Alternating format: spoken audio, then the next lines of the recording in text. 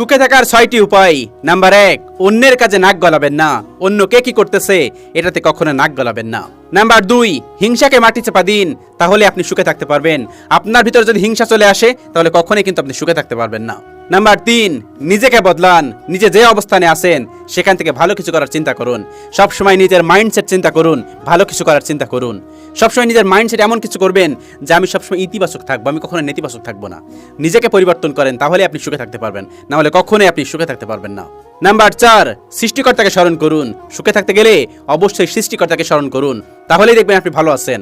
আপনি যদি সৃষ্টিকর্তাকে ভুলে যান তাহলে এই পৃথিবীর কোনো কিছু আপনি পাবেন না। পৃথিবী তো পেলেনই না, আখিরাতে কোনো কিছু পাবেন না। এজন্য সুখে থাকার জন্য অবশ্যই সৃষ্টিকর্তাকে স্মরণ করুন। 5 বার স্মরণ করুন, 5 বার নামাজ পড়ুন, কোরআন শরীফ পড়ুন, আল্লাহ তাআলাকে স্মরণ করুন, দেখবেন আপনি অনেক কিছু পেয়ে গেছেন। নাম্বার 5, মনকে শূন্য রাখবেন না, মনকে একাকিত্বে রাখবেন না।